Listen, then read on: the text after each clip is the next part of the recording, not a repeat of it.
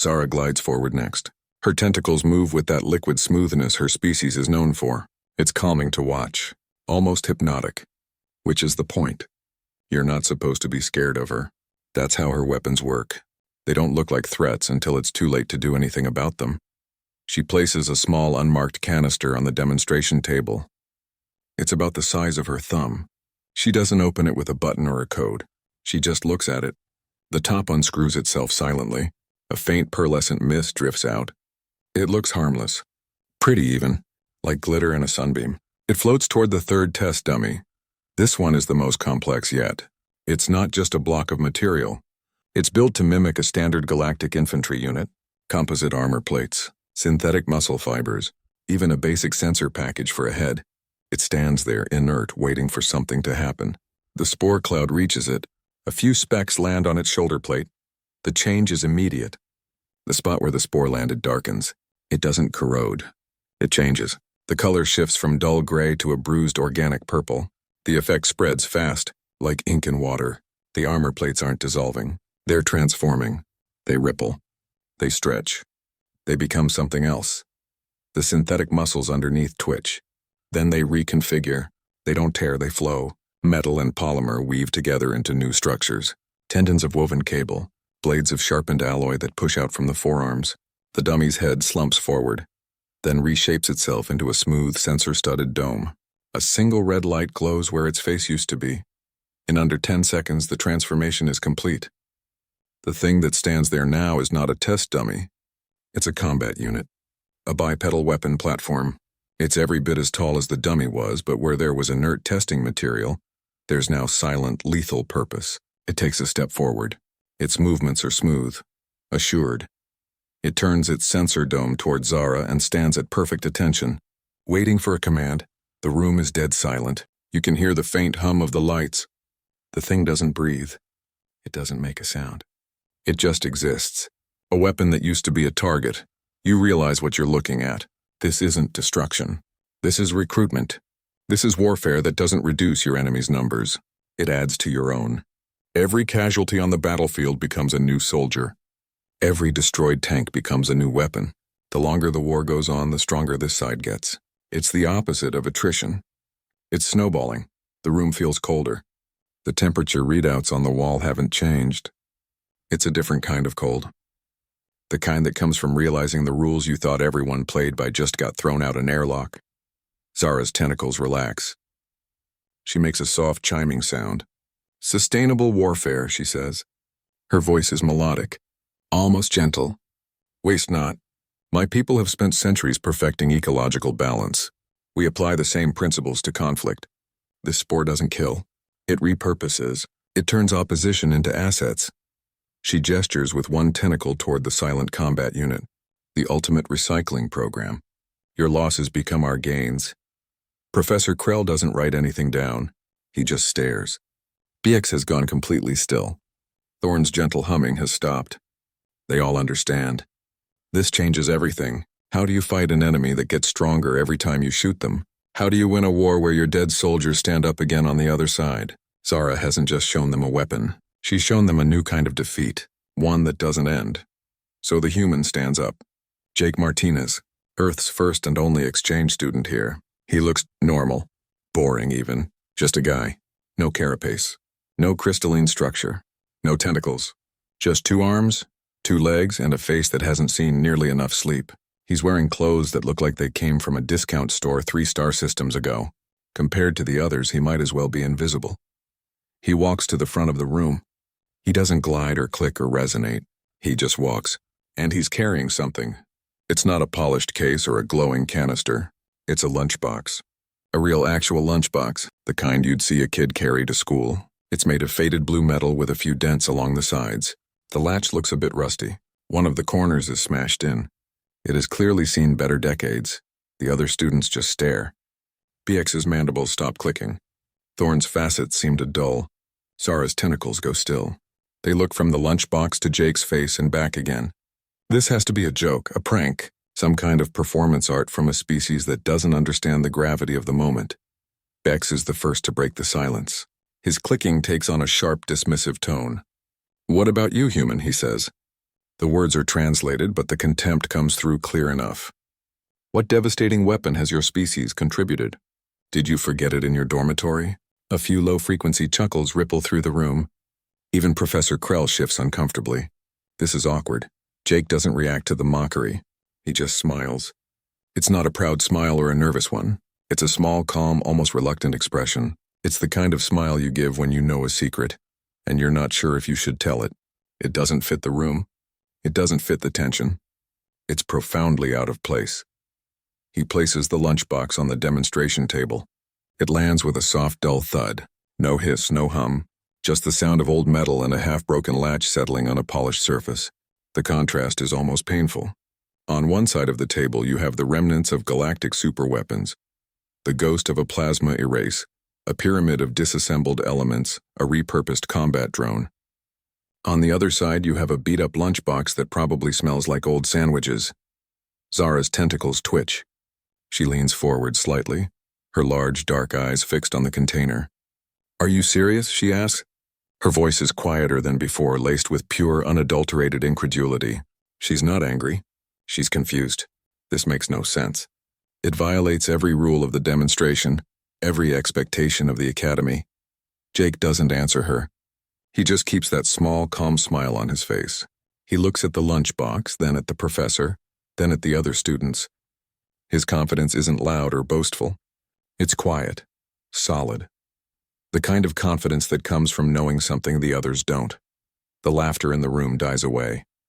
The awkwardness shifts. It's not funny anymore. It's unsettling. This isn't a joke. He's not the punchline. They're starting to suspect they might be. You know that moment when something is so absurd you can't help but laugh? That's what happens in classroom Omega 7. It starts with a low chuckle from one of the Zephyrians in the back. Then it spreads. BX lets out a series of sharp, rapid clicks, the insectoid version of a full-blown gut laugh. Thorn's crystalline form shivers, emitting a high, tinkling harmonic that sounds like wind chimes being thrown down a flight of stairs. Even a few of Zara's tentacles curl in what passes for amusement among her people. The room, which moments before was a temple of high-stakes technological awe, dissolves into a circus. They think it's a joke, a prank. They look at Jake, at that dented blue lunchbox, and they see everything they've ever assumed about humanity confirmed. A backward species, primitive. Charming in its simplicity perhaps, but utterly out of its depth among real galactic powers. They didn't just bring a knife to a gunfight. They brought a sandwich. Bex's clicks take on a mocking staccato rhythm. "Is this your species' great contribution?" He translates, his voice dripping with condescension. "A comedy routine? You waste this council's time with a meal?" Thorn's harmonics shift to a dismissive, warbling tone that the universal translators roughly interpret as, "Perhaps his devastating weapon is indigestion." The laughter grows louder. It's not mean-spirited, not really. It's the laughter of relief. After the existential dread of plasma erasure and biomechanical conversion, a little comic relief is welcome. Professor Krell doesn't laugh. He looks deeply, profoundly embarrassed. His carapace plates flush a darker shade of gray. He avoids looking directly at Jake, instead studying his data slate with sudden, intense interest. He's calculating the diplomatic fallout, how to smooth this over with the Earth delegation, how to explain that their representative humiliated himself on the grandest stage imaginable. But Jake doesn't look humiliated. He doesn't look nervous.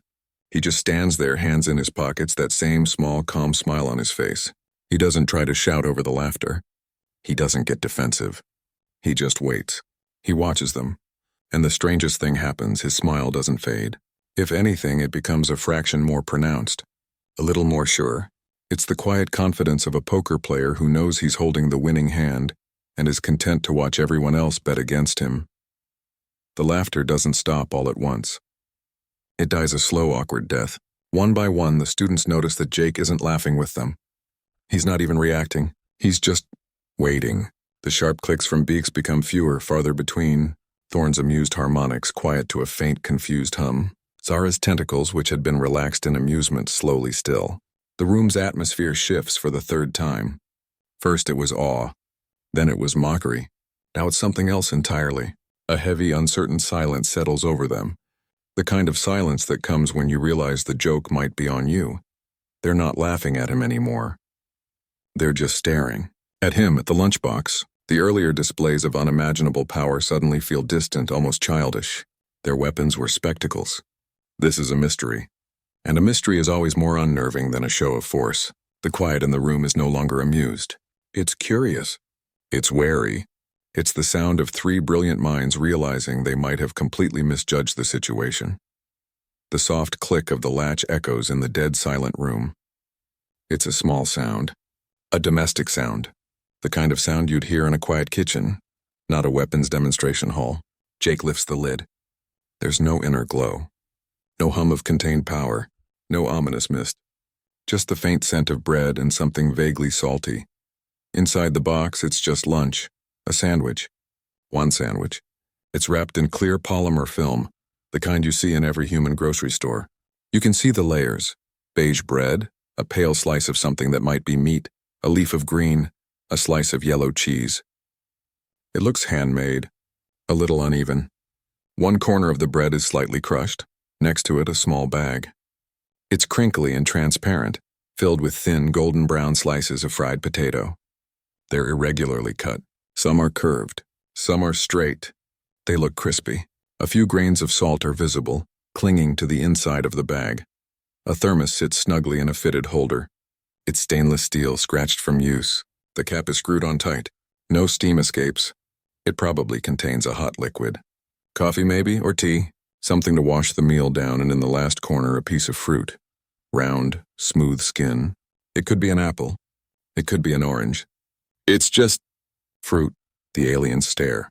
Their advanced sensory organs, tuned to detect energy signatures from subspace harmonics to quantum decay, register nothing. Absolutely nothing. The sandwich emits no radiation. The bag of fried potatoes shows no exotic particle traces. The thermos is thermally neutral. The fruit is just organic matter. Their scanners, which moments ago were overwhelmed by star core temperatures and metaphysical resonance, now report back the most baffling reading of all. Normal. BX's antennae twitch. He's running the scans again, and again. The result doesn't change. His compound eyes, capable of seeing across a spectrum of light humans can't even name, see only a sandwich. A very ordinary sandwich. Thorn's crystalline form is completely still. The gentle internal hum that usually signifies its thought processes has stopped. Its entire existence is based on perceiving and manipulating the fundamental vibrations of matter. This matter isn't vibrating in any unusual way. It's just inert, edible. It's the most perplexing silence it has ever encountered. Zara's tentacles drift closer, not in threat, but in pure, unadulterated curiosity. Her expertise is in transformation, in life, in repurposing biology. This biology is already repurposed, killed, cooked, packaged, and now presented as fuel. It's the end point of a process her people would find fascinating and horrifying. But it's not a weapon. It's just food. The silence stretches. The expectation of a hidden blade, a miniaturized device, a compound that explodes on contact with air. It all evaporates. There's no trick. No secret compartment. No last-minute reveal. The lunchbox contains exactly what it appears to contain. A meal. This is the moment the real confusion sets in. The laughter is gone, replaced by a deep, humming bewilderment. Why would he bring this? Why would he stand there after the three most devastating weapons in known space have been unveiled and show them a sandwich? His calm smile isn't the smile of a fool. It's the smile of someone who knows a fundamental truth they have all missed. The tension isn't about what the lunchbox contains. It's about what it represents. The payoff isn't in the contents. It's in the idea, and they are all suddenly terribly aware that they have no idea what that idea is. Jake picks up the sandwich. He doesn't just hold it, he presents it. Like it's a holy text, a relic. Turkey and Swiss on whole wheat, he says. His voice is calm, even conversational. Made it this morning. The words hang in the air. The aliens just stare. Their faces, or the alien equivalents of faces, are blank with pure, uncomprehending confusion. This makes no sense to them. They're masters of physics, biology, energy manipulation. They deal in absolutes, in measurable devastation. A sandwich is not a weapon. It's fuel. It's a temporary biological patch. Why is he showing them this? How could this simple object wrapped in flimsy plastic possibly compete with what they've just demonstrated? Their scanners are still reporting back the same frustrating results. No energy readings, no exotic particles, just carbohydrates, proteins, fats. It's baffling. You're looking at it wrong, Jake continues. He still has that small, patient smile. You all build weapons. Incredible weapons. But humanity, we don't just build them, we become them. He gestures with the sandwich. This isn't a tool. It's a statement. It's preparation, foresight. It's the ability to sustain an action, not just initiate one. He lets that settle. You can see the gears turning. Slowly. They're used to thinking in terms of single events. A blast, a transformation, a conversion. A moment of spectacular, decisive power. They design for the climax. Humans, he suggests, design for the morning after, and the morning after that. This, he says, holding the sandwich a little higher, represents endurance, consistency, long-term strategy. Your weapons are designed to end a conflict in an instant. Ours are designed to ensure we can still be there to fight it tomorrow. And the next day, and the day after that. This isn't about destroying something right now. It's about being ready to destroy things repeatedly, on a schedule for as long as it takes. He points to the wrapping, the packaging. It's not just for convenience. It's preservation. It's a barrier against the environment. It keeps the asset viable. He nods toward the bag of fried potatoes. The salt, the fats. Quick energy. Rapid caloric intake. A strategic choice. His finger taps the thermos. Hydration. Temperature control. Sustained alertness. Finally, the fruit. Vitamins, minerals, long-term health maintenance. Preventing scurvy on the front lines is as important as any bullet. Every part of it, he explains, is a calculated decision. A piece of a much larger, much quieter machine. A machine that doesn't roar, it hums. A machine built not for a spectacular flash, but for a relentless, grinding, inevitable forward motion. This is the first real hint they get, that human warfare operates on a completely different set of principles. It's not about the size of the explosion. It's about the length of the fuse. And humanity's fuse is very, very long. Jake pauses, letting the weight of the sandwich in his hand sink in. Then he says it. The sentence that changes everything. You have to understand something about my people, he begins, his voice still that same calm, conversational tone.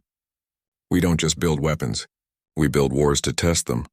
The room, which had been holding its breath, seems to deflate slightly. They don't get it. Not yet. Wars are events. They're conflicts. They're things you try to avoid. You build weapons to prevent wars or to win them quickly. The idea of building a war for the express purpose of testing a new piece of equipment is alien. Profoundly so. While other species have periods of peace, Jake continues. Long stretches where conflict is a historical memory, my species doesn't. Our recorded history isn't a timeline of events separated by calm. It's a single, continuous line of conflict. One war ends, another begins. Sometimes they overlap. Sometimes they're small. Sometimes they're global, but they are always there. He gestures around the room at their incredible, pristine weapons. You refine your technology in labs, in simulations. You theorize. You build to a perfect, calculated standard. We refine ours in the field, in the mud, under fire, through endless practical application. We don't get it perfect the first time. We get it good enough to not get us killed, then we improve it, based on what actually happens when someone shoots back. Every generation, he explains, invents new ways to fight. But they never throw the old ways out. They keep them. They preserve them. A weapon that worked 1,000 years ago might still work today in the right terrain, against the right enemy. Human museums aren't like other museums. They don't just display art and historical artifacts. They display swords next to rifles, catapults next to artillery pieces. They are temples to the art of conflict, and every exhibit is a lesson. You study conflict, Jake says, looking at each of the other students in turn. You study energy projection and molecular science and biological adaptation. And you are brilliant at it. My species studies conflict itself. We study it like you study physics. We break it down. We analyze its psychology, its economics, its sociology. We have entire universities dedicated to the philosophy of war. It's not a subject for us. It's the subject. This isn't a choice humanity made, he stresses. It's not a policy or a strategic decision. It's embedded. It's in our culture, our stories, our psychology. Our nursery rhymes have battles in them. Our greatest works of literature are about struggle. Our history is written by the winners of wars and analyzed by the losers of wars. It is the water we swim in, the air we breathe. You can see the realization dawn on their faces. It's a slow dawning horror mixed with a kind of terrible respect. BX's proud clicking from earlier is a distant memory. Thorne's confident hum is gone. Zara's graceful poise has evaporated. They are looking at Jake and they are not seeing a primitive. They are seeing something else entirely. They are seeing a species that has, for its entire existence, been in a state of constant, grinding, practical combat. Not in simulations. Not in controlled tests. In the real, ugly, chaotic mess of actual warfare. Their weapons are masterpieces of theoretical design. Humanity's weapon is something else. Something far more terrifying in its implications. It's not a device. It's a resume. A resume written in blood and fire and centuries of relentless, unforgiving experience. The lunchbox was just the cover page. The real content is the unbroken, brutal history of a species that has never stopped practicing how to fight. He lets the silence stretch just long enough for them to feel its weight. Then he says it. The line that redefines everything they thought they knew about his species. You're missing the real question, he says, his eyes moving from Beaks to Thorne to Zara. It's not what can humanity destroy. The real question, the one that keeps your strategists up at night, is what won't they destroy? He picks up the thermos from the lunchbox. Unscrews the cap. A wisp of steam rises. Smells like coffee. You see treaties, agreements, rules of engagement. You see limitations. You see weakness. He takes a small sip, then screws the cap back on. The gesture is so casual, so human. That's your first mistake. The Geneva Convention isn't a peace treaty. It's a gentleman's agreement. A deal we made with ourselves to only fight with about 90% of our capability. The room doesn't just go quiet. It goes still. You can see their minds trying to process it. The concept is so alien it might as well be from another dimension. Voluntary limitation? It makes no sense. A weapon is built to its maximum potential. You don't build a star-core plasma weapon and then decide to only use half its power. That's illogical. Inefficient. We agreed. Jake continues, his voice still that same calm, level tone. That 100% would be problematic. For everyone, including us. We'd done the math. We'd run the simulations. We knew what was waiting at the end of that road. It wasn't victory. It was a blank slate. A clean, quiet, lifeless slate. So we drew a line. We built a box and we put our worst ideas inside it, and we all agreed not to open it. This changes everything about the way they look at him, the way they look at his species. Their restraint isn't a flaw. It's not a failure of imagination or technical skill. It's the opposite. It's the most sophisticated power management system imaginable. It's a calculated, coordinated decision to hold back an unimaginable amount of force.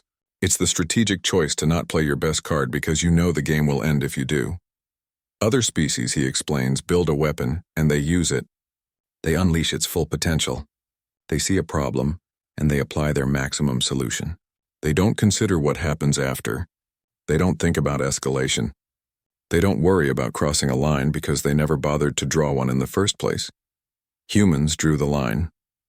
They know exactly where it is, and they choose every single day to stand on the safe side of it, not because they can't cross it, but because they understand in their bones what happens to everyone when someone does.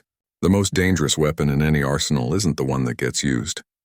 It's the one everyone is too afraid to use, the one that hangs over every negotiation, every standoff, every moment of tension.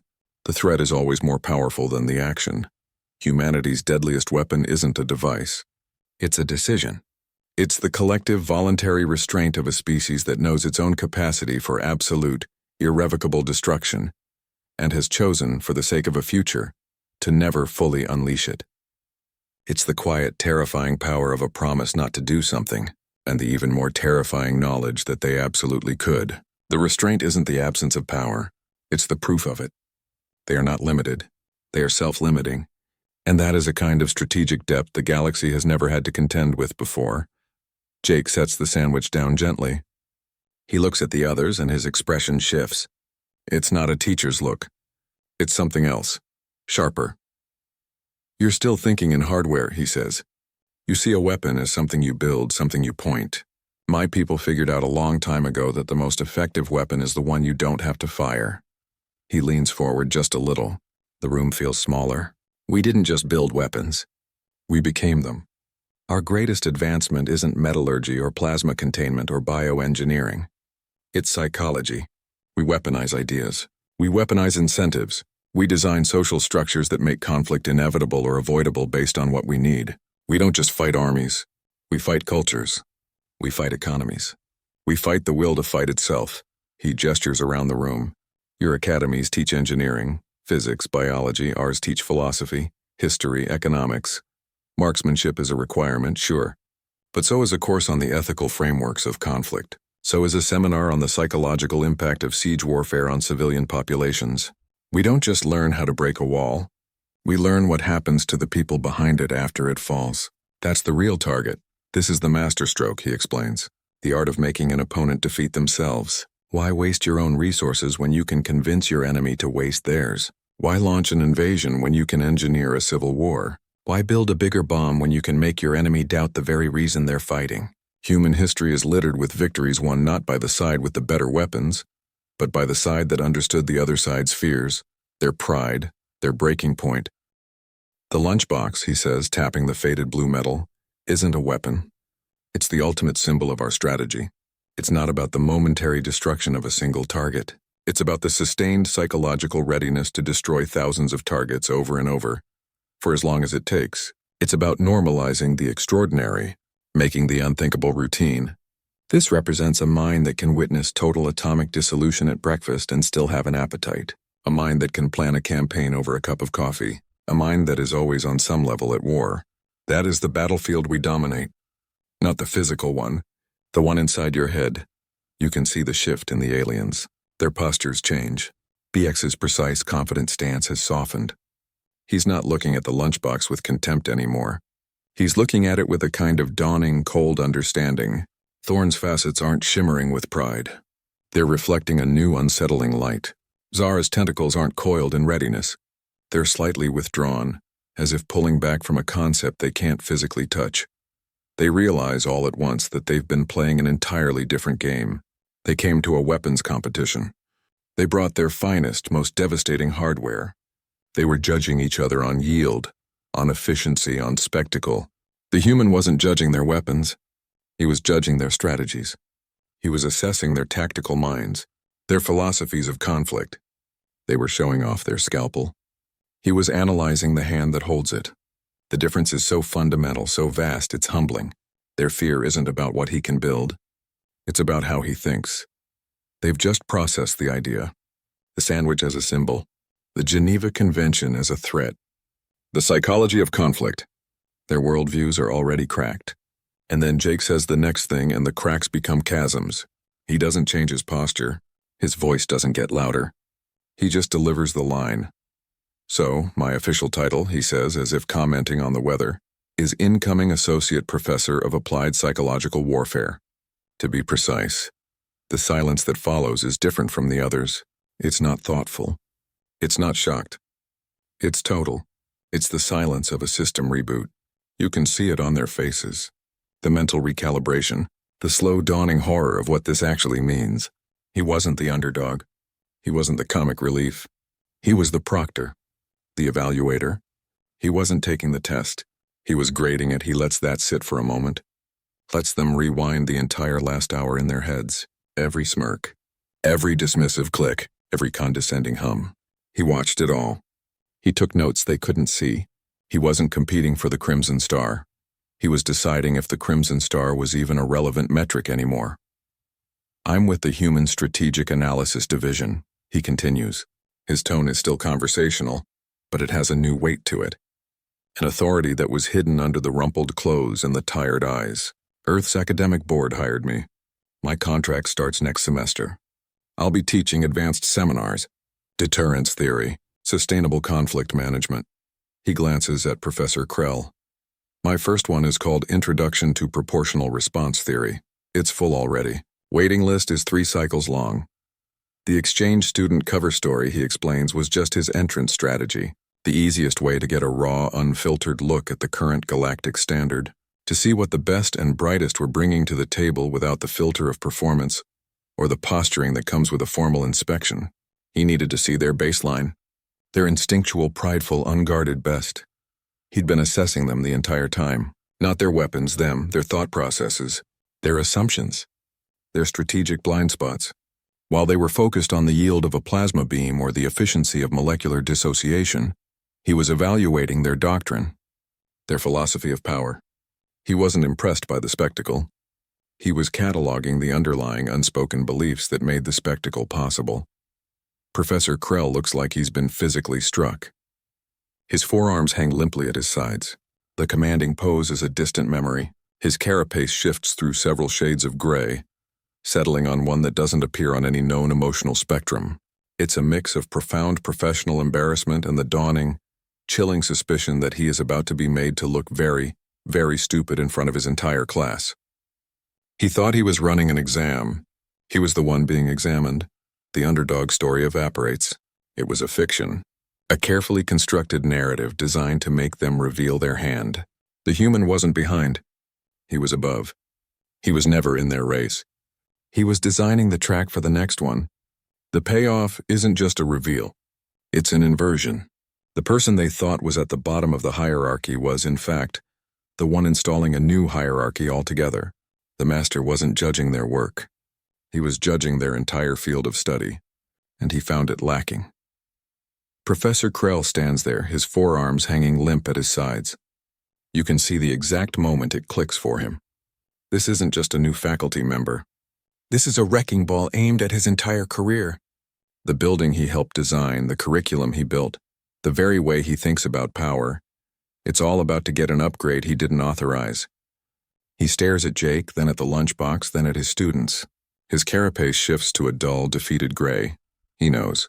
Everything is about to change. The renovations had already started. Crews were working in the East Wing. Everyone assumed it was for a new superweapon testing range. Bigger containment fields, thicker walls. They were wrong. The work orders were for soundproofing, for adjustable lighting, for chairs designed for long periods of intense discussion, not for withstanding blast waves. It's not a lab for physical weapons. It's a laboratory for psychological warfare research, a think tank for the mind. The campus itself needs new infrastructure, not bigger shields to stop plasma, not better filters to contain spores. They need trauma-informed safety protocols. The old emergency drills were about running from an explosion or sealing a breach. The new ones will be about recognizing cognitive bias under stress and de-escalating a rhetorical trap. They need containment fields, sure, but not for energy or matter. For ideas, for mimetic hazards, for the kind of thought that once released can't be put back in the bottle. Preventive counseling is now mandatory. Every student from first-year initiates to postdoc researchers has to report for a baseline psych eval. It's not about treating trauma after it happens. It's about armoring the mind against concepts that can cause it. Learning to recognize psychological manipulation before it hooks you. The medbay is getting a new wing dedicated entirely to mental resilience. The counselors are being trained in human concepts like cognitive dissonance and information warfare. The body is easy to shield. The mind is the new frontier. The mood on campus shifts overnight. The bravado is gone. The loud, confident boasts about yield and efficiency are replaced by quiet, intense discussions in the hallways. Students cluster in groups not to show off new hardware, but to debate the ethics of preemptive deterrence. They argue about the human concept of proportional response over meals. The cafeteria is louder than the firing range. For the first time, they're thinking about the why instead of just the how. They start questioning everything. BX spends hours reviewing his people's military history, not to celebrate their victories, but to analyze the psychological cost of their total war doctrine. Thorne's collective mind resonates with new, unsettling questions about the morality of clean, efficient destruction. Zara re-examines her entire philosophy of sustainable warfare, realizing that turning enemies into assets might just be a different kind of slavery. Their certainty is gone, replaced by a humming, anxious curiosity.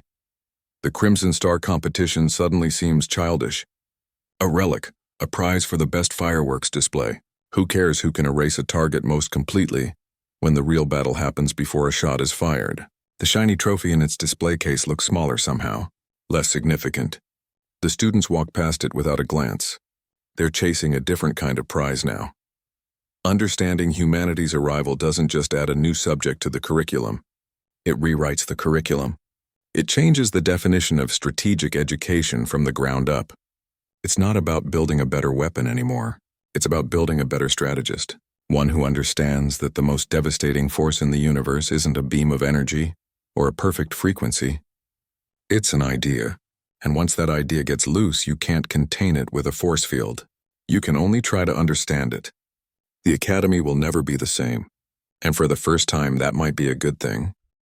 You know how after you learn something that changes everything, nothing looks the same again? The campus of the Intergalactic Weapons Academy has that feeling now. It's not a place of confidence anymore. It's a place of quiet, humming vulnerability. The air doesn't smell like ozone and ambition. It smells like uncertainty. Students aren't heading to the firing ranges or the engineering bays. They're walking to psychological services. The line outside the counseling offices is longer than the one for the Advanced Plasma Dynamics seminar. But they're not there because they're hurt. They're not dealing with trauma. They're preparing for it. It's preventive mental maintenance, armoring the mind against concepts that haven't attacked it yet. The counselors have new training modules. They're learning human terms. Proportional response is a big one. It sounds simple. It isn't. For a species that builds weapons to maximum yield, the idea of using the minimum required force is a complete rewiring of their instincts. Restraint is another one. They're running simulations where the winning move isn't to deploy your best weapon, but to convincingly threaten to deploy it while never actually doing so. The students' brains hurt. They're used to calculations of energy and mass. This is a calculation of fear and perception. They struggle with the core idea. The idea that not using your power can be the most powerful move of all. Beck spends hours in his quarters, his mandibles motionless, just thinking. His people's entire military doctrine is based on decisive, overwhelming strikes. The concept of holding back, of leaving an enemy functional but deterred, feels like a flaw, a weakness. He's trying to unlearn a lifetime of programming. It's exhausting. Their entire worldview is getting dismantled, brick by brick. The certainties they built their identities on are gone. Victory isn't about who has the bigger gun. It's about who has the better strategy, who understands the other side's psychology, who can win a war without firing a shot. It's a colder, quieter, more intellectual kind of warfare, and it's infinitely more frightening. Even Professor Krell is different. He stands at the front of his classroom, but he's not teaching. He's taking notes. His data slate is full of observations about human strategic concepts. He stopped talking about containment field densities and started talking about ethical frameworks. He looks at his students not as future weapons engineers, but as potential strategists. The shift is uncomfortable. He's been the expert for decades. Now he's a student again. The weapons they demonstrated just a day ago feel different now. Crude, unsophisticated. The plasma devastator that could erase matter seems blunt. A sledgehammer. The molecular dissociator feels like a neat parlor trick. The bioweapon that converts enemies feels messy and short-sighted. They were showing off their biggest fireworks. The human showed them the fuse. And the hand that holds it. They realize now which one is actually more dangerous. The real payoff is the reach of it. This isn't a physical weapon that only affects its target. This is a psychological one. It affects everyone who hears about it. It changes how they think, how they plan, how they see the universe. A human superweapon might destroy a planet. Human strategic thinking invades the minds of an entire galactic civilization and rearranges the furniture. It's a virus for your worldview, and there's no vaccine for an idea. Jake picks up his coffee thermos again. He doesn't sip it this time. He just holds it, his fingers tapping the scratched metal surface. "You're all wondering why I'm here," he says. His eyes scan the room, taking in the bewildered faces of the students, the stunned posture of Professor Krell. "The Academy Board didn't bring me here to show off a new gun. They hired me to communicate human strategic thinking." The words hang there. Strategic thinking. It sounds academic, dry. But the way he says it makes it sound like the most dangerous thing in the room. He explains that humanity isn't here to conquer. We're not looking for new subjects or territory. We're not even trying to prove our weapons are better. That's a child's game, a race to the bottom that everyone loses. We're offering a new framework, he continues. His voice is level, but there's a gravity to it now that wasn't there before.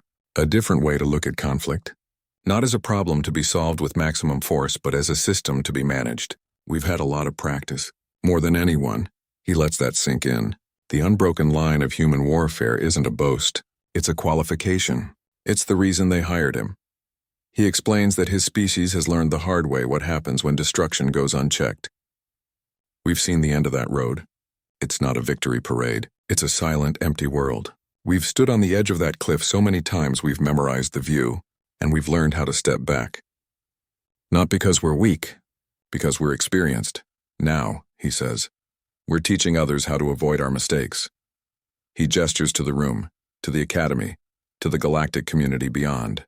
You have incredible technology, weapons that can reshape matter, that can rewrite biology, but you have no strategy for not using them. You build a bigger hammer and then you go looking for a nail. We're here to suggest that maybe you don't need to hit everything you see. The Galactic Defense Council, he reveals, needs this perspective. Desperately. They have a fleet that can sterilize solar systems. They have intelligence networks that can see through spatial dimensions. But they have no doctrine for de-escalation, no framework for proportional response. Their default setting is overwhelm. It's like giving a toddler a plasma torch and being surprised when things catch fire. Humanity's role isn't to join their military. It's to advise it, to sit in their war rooms and ask the uncomfortable questions. What happens after we win? Is there a way to achieve this without turning that city into glass? What does victory actually cost, and is the price worth it? We're not the warriors. We're the strategists. The brakes on a machine that only knows how to accelerate. The payoff is subtle but immense. It's not about Earth becoming a galactic power through force. It's about Earth becoming an essential partner through wisdom. They have the hardware. We have the operating manual, the one we wrote in our own blood over thousands of years. We're not selling them a weapon. We're offering them a lesson, one we paid for with centuries of grief.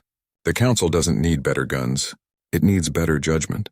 And for that, strangely enough, they need the species that brought a lunchbox to a weapons demonstration. Jake picks up the lunchbox. He doesn't hold it like a weapon. He holds it like something familiar, something comforting. You're still not getting it, he says, his voice quiet, almost gentle. The terrifying part isn't what's inside. It's the box itself. He runs a hand over the dented blue metal. This represents our species' most dangerous innovation. It's not a technology. It's a psychological trick we play on ourselves. We call it normalization. He lets the word hang there. It sounds innocent. It's not. He explains that other species treat destruction as a special event, a spectacle. It's dramatic. It's exceptional. They build a superweapon and its use is a moment of profound, universe-altering importance. It's a punctuation mark at the end of a sentence. For humans, warfare isn't punctuation. It's the grammar. It's the structure of the sentence itself. We don't make destruction special, he says. We make it ordinary. We make it manageable. We package it into systems. We give it rules. We fit it into our daily routines, he points to the sandwich. This symbolizes making war sustainable enough for a lunch break. You don't stop a planet-shattering battle to eat. You schedule the planet-shattering battle around your meal times. He unpacks it item by item. The wrapped sandwich, preservation, planning ahead. The bag of fried potatoes. Quick energy. Efficient fuel for the body under stress. The thermos of coffee. Sustained alertness. A tool to maintain focus during long grinding operations. The piece of fruit. Long-term health. Preventing deficits that would impair performance weeks or months from now. Every piece is a component in a system designed for one purpose, to allow a human being to engage in extraordinary sustained violence without burning out, without breaking, without even missing a meal. It's a logistics chain for the soul. The aliens are starting to see it now. The horror isn't in the scale of the destruction. It's in the calmness of the destroyer. BX's people unleash a plasma storm that can erase a city, and it is a moment of supreme, focused effort. It takes everything they have. A human soldier can call in an artillery strike that does the same thing, then sit down and eat a turkey sandwich while the dust settles. One is an event. The other is a Tuesday.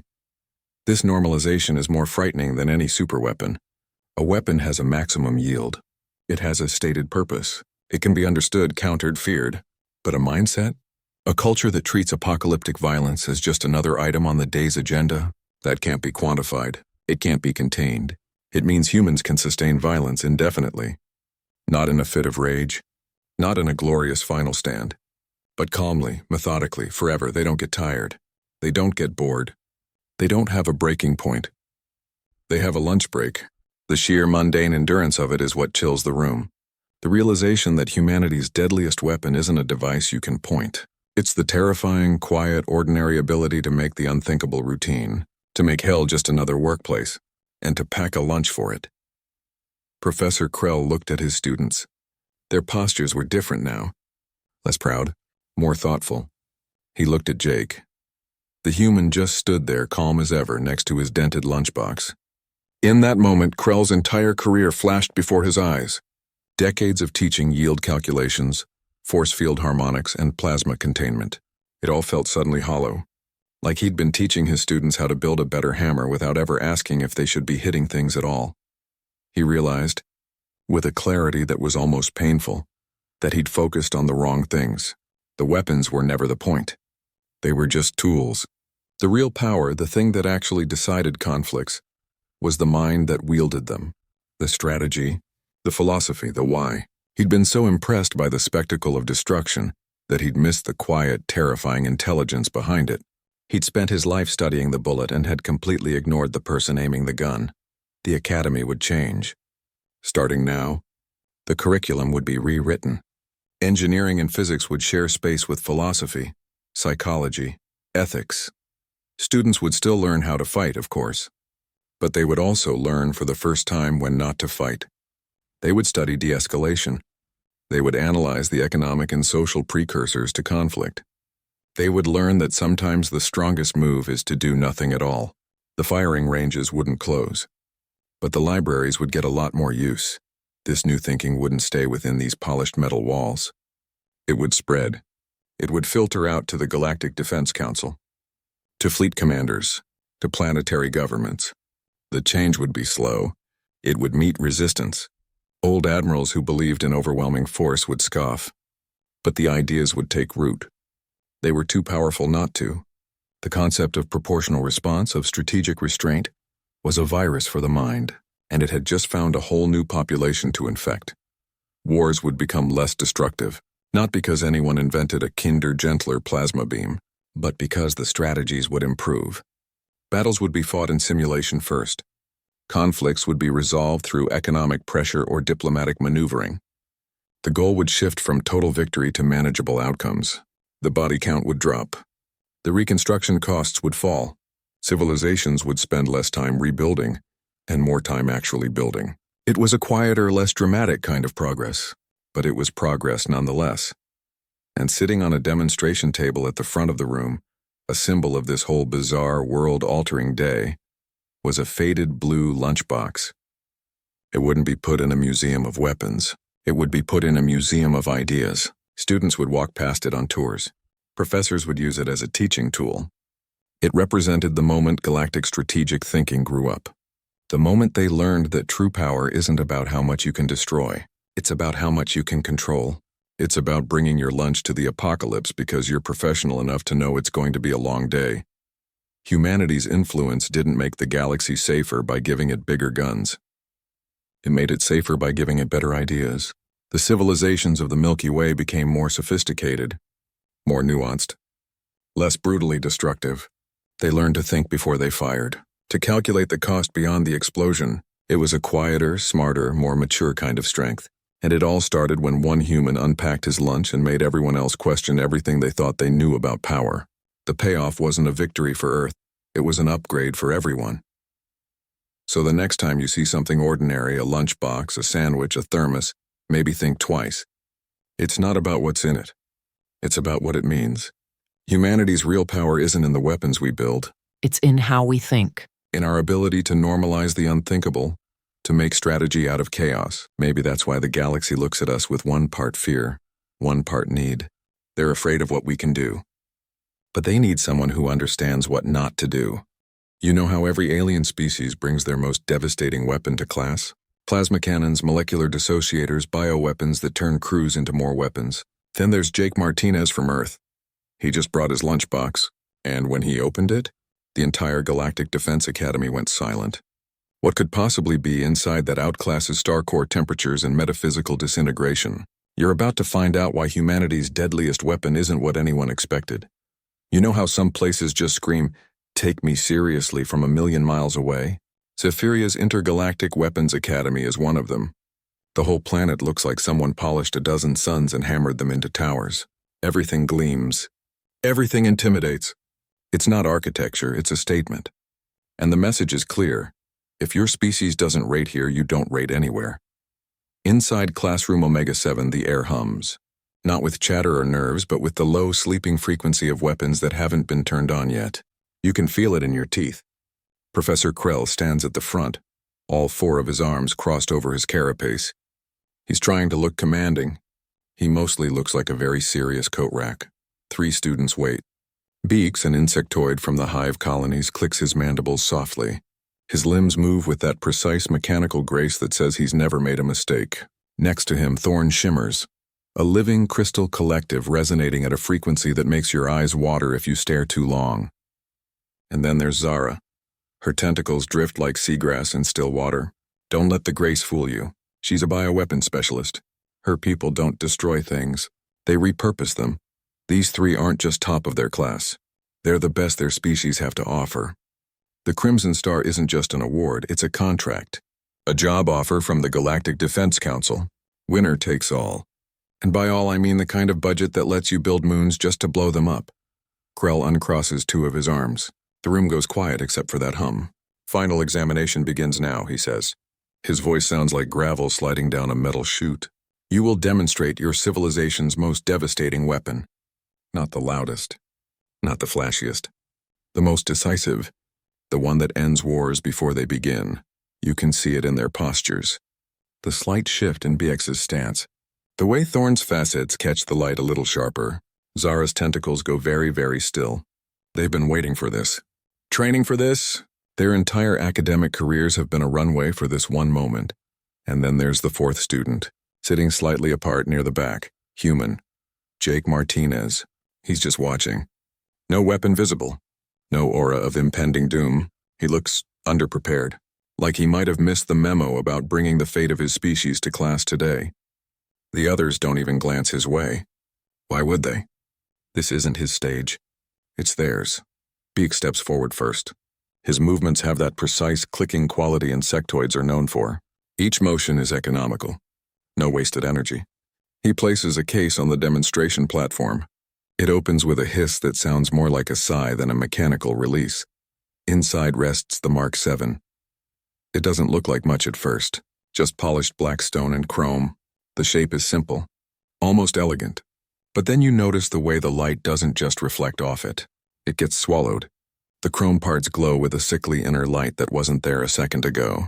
This thing is alive with contained energy. The room's safety systems decide now is a good time to get involved. A series of force fields snap into place.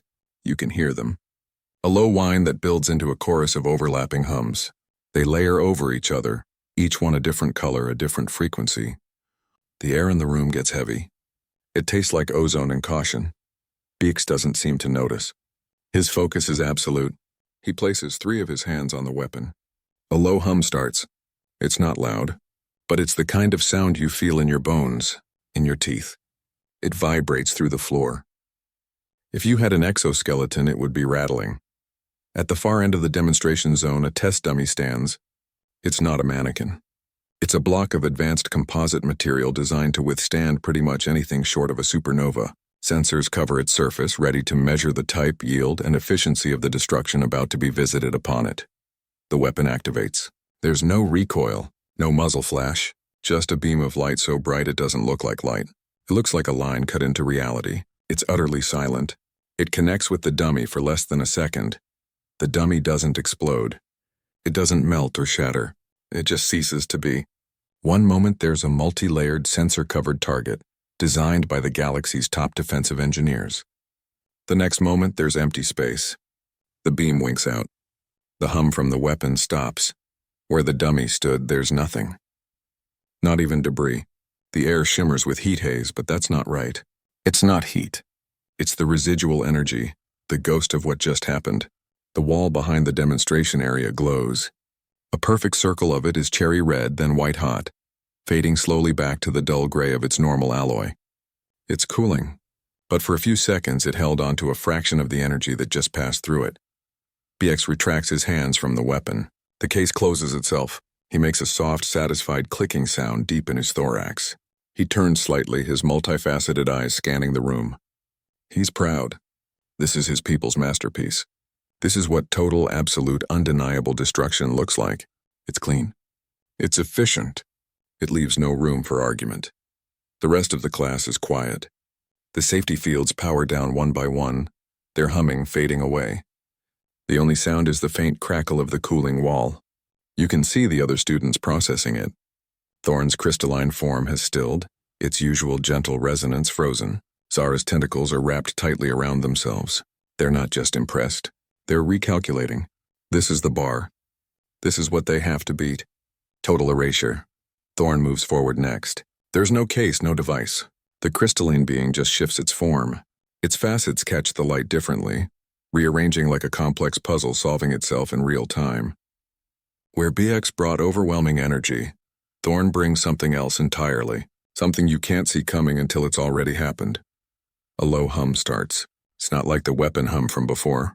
This one feels internal, like it's inside your head. It builds slowly, not in volume, but in complexity. One note becomes 2, then 4, then a dozen overlapping frequencies. It sounds like a room full of perfect tuning forks all finding harmony at once.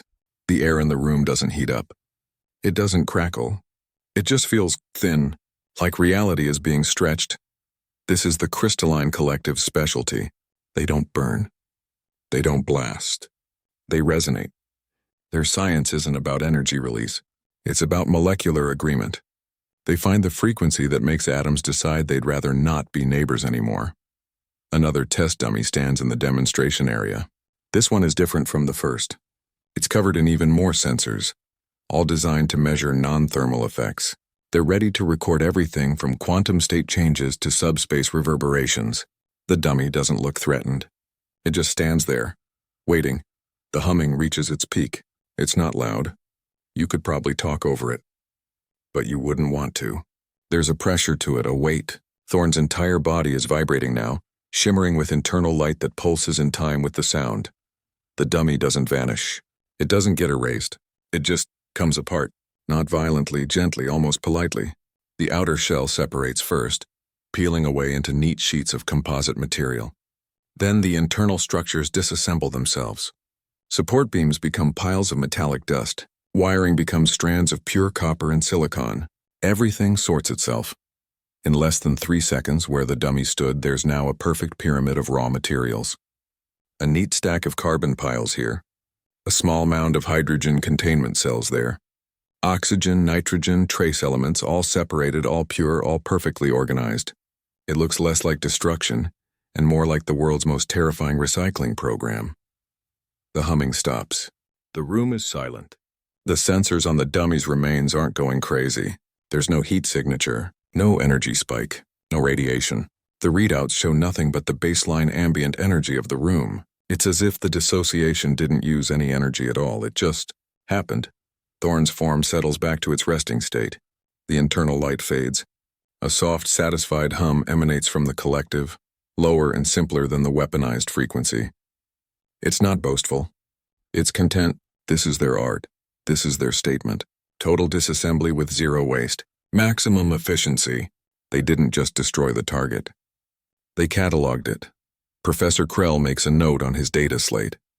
His carapace plates shift slightly. You can tell he's impressed. The other students are watching carefully. BX's mandibles are still. Zara's tentacles have tightened again. They all understand what they just saw. This isn't just another weapon. It's a different kind of threat altogether. One that leaves no mess, no collateral damage, and no energy signature to trace. It's the perfect crime against physics.